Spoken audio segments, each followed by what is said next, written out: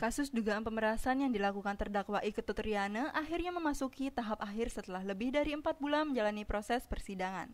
Majelis Hakim Pengadilan Tindak Pidana Korupsi atau Tipikor Denpasar menjatuhkan hukuman 4 tahun penjara untuk mantan Bendesa Adat Brawa Badung itu.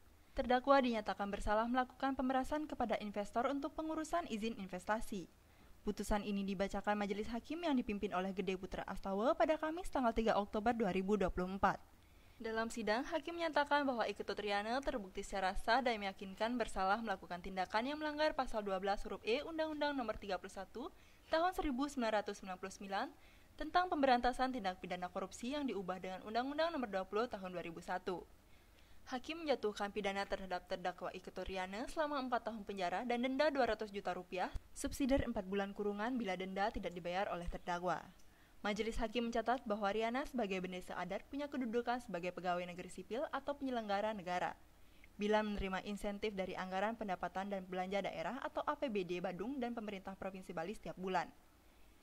Dalam persidangan juga terungkap bahwa Riana meminta uang sebesar 10 miliar rupiah dari saksi Adianto Nahak Timuruk dengan cara yang dianggap memaksa.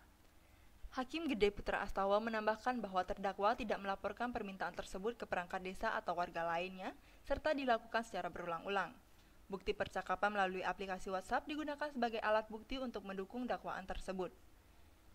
Majelis Hakim menolak argumen dari penasihat hukum yang menyatakan bahwa kasus ini merupakan suap, serta menegaskan bahwa unsur pemaksaan telah terpenuhi. Dalam pertimbangan putusan, Hakim menyebut meskipun unsur kerugian negara tidak terpenuhi, tindakan Riana bertentangan dengan upaya pemerintah untuk memberantas korupsi. Poin-poin yang memberatkan terdakwa termasuk sifat berulang dari tindakan pemerasan, sedangkan faktor yang meringankan adalah fakta bahwa Riana tidak pernah dihukum sebelumnya dan bersikap sopan dalam persidangan.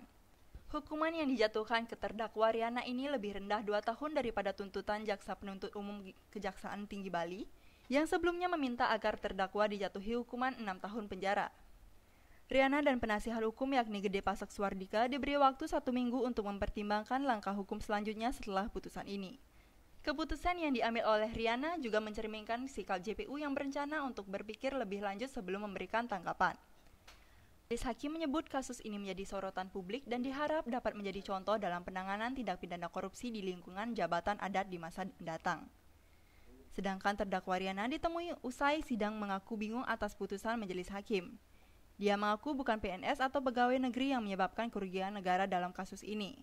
Riana bingung sebab dia tidak memiliki NIP atau masa pensiun sebagai pegawai negeri. Kata Riana, bendesa adat sifatnya mengayah dan tidak ada merugikan negara, bahkan hal itu terbukti dalam persidangan.